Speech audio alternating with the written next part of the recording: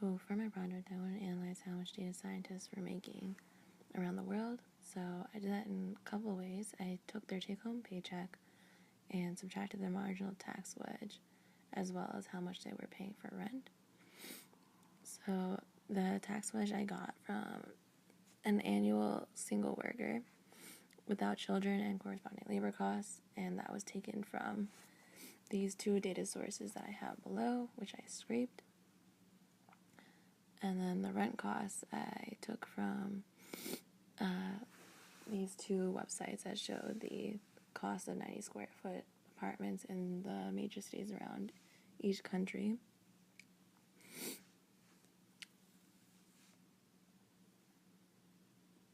Next, I took the data science information from the data science survey Kaggle pulled together from 16,000 sources. So obviously there's many discrepancies. A lot of the compensation currency was not the same, or people reported in the wrong currency. Some people did not put the right values, or there was a lot of discrepancy, which I ended up cleaning up. And I used a table to connect the freeform answers, which is not multiple choice answers, with the questions. And then I had to change a couple things, like for instance, Republic of China and People's Republic of China were like two different countries originally, and I combined them to make into one country. Also, a lot of people left their salaries blank or zero because they didn't want to answer that question. So I removed all those from the data set. I also took out any of the countries that had less than 20 responses because there was a large variation discrepancy between answers for those, so I didn't want that to throw off my analysis. So that greatly reduced the number of countries that I had. Originally it was 147, now we have down to 43 countries. So this is just an overall look at the categorical variables that I had and what like very common answers were.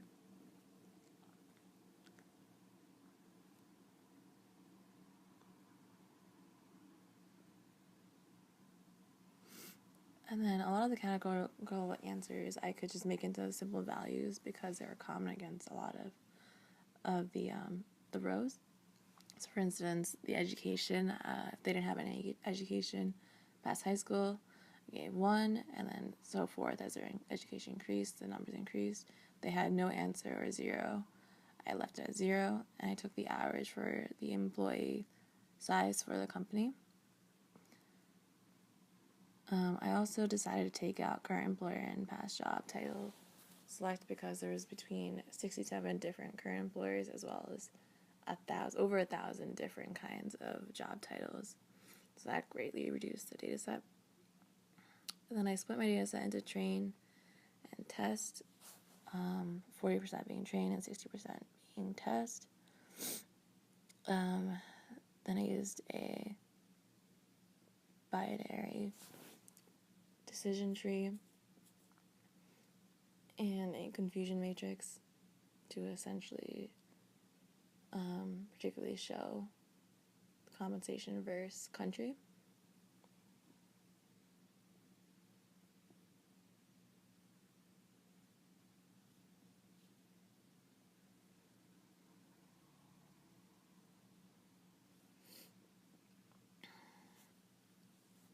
As you can see, it's close to K is not close to 95%. It was actually 91%. And then I also chose to show what variables were more frequent during the spreadsheet. These are the countries, the top 6 countries actually. And then I also wanted to look at compensation to see how different they were off from the median, and to see if it's statistically significant. Then I use a cross table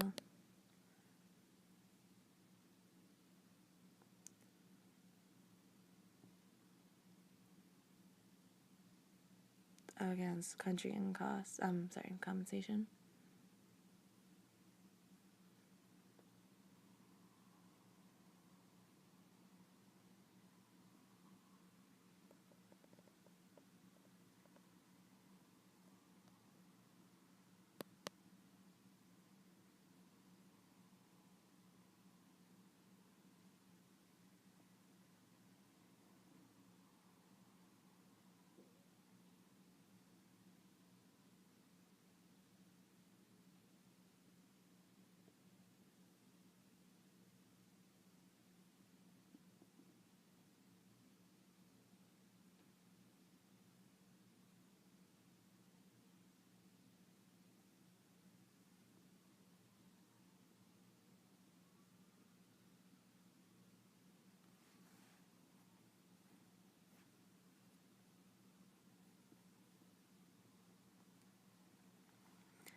And then I realized that there were a lot of data scientists that were only part-time or just contractors.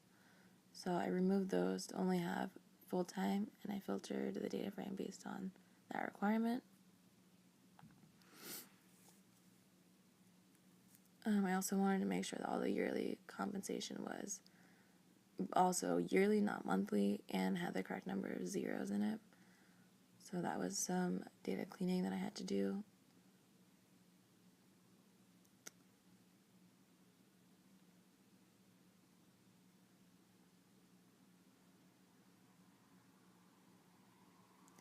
Here you can see that I am changing it into, for instance, people wrote 100 to mean 100,000, and I was changing that for any of those values.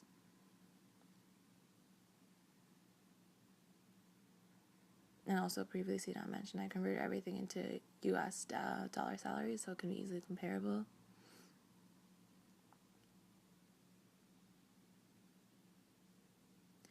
So there I calculated the median, and it was between 500 and 5,000. Anything greater than 5,000 I decided to take out because they were extreme outliers.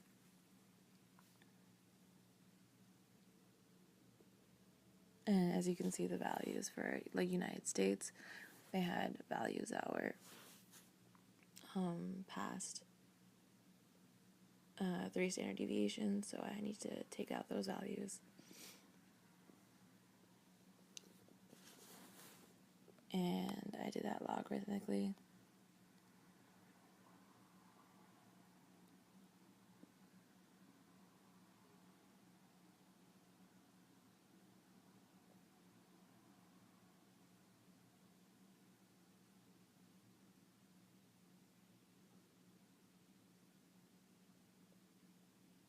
I then plotted all the median salaries on a map, and you can see that the US is the highest, followed by Australia, Canada, and countries in Europe, a couple countries in Europe. This seemed a very obvious choice, but we need to also include the tax wedge and the rent payment. So that's what I'm doing here. I put in that data frame for the tax wedge. And this is for rent.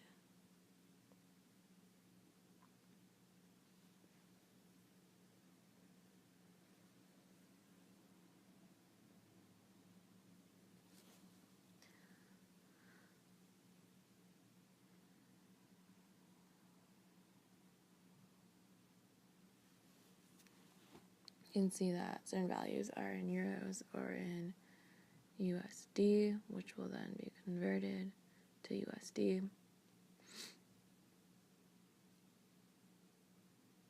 And now I have a compiled list on the compensation, median compensation, tax wedge, rent, and net income.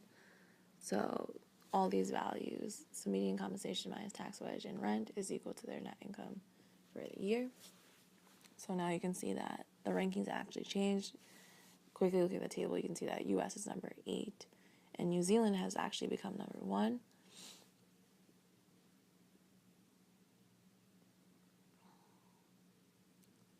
And then this graph shows the gross compensation versus net compensation minus rent.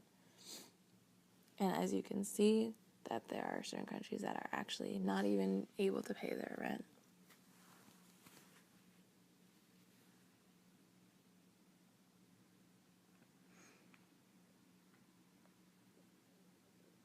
And you can see that New Zealand is actually the highest, while US has fallen down in the ranking. And then this next graph just shows the net income versus the net income, the gross compensation minus net income versus minus the rent. This shows you what their initial payment is, and then the net income minus the rent shows you what they actually have at the end of the day once all those payments are taken out of their salary. While this one shows the gross net income and what they have at the end. So this is kind of more easier to compare before and after.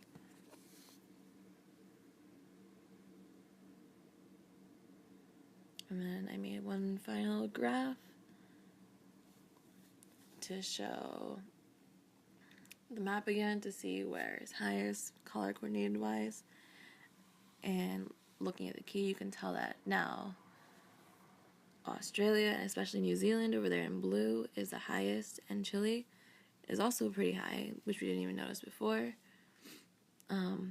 while Europe and the USA has fallen down in rankings. And that's my findings. Thank you.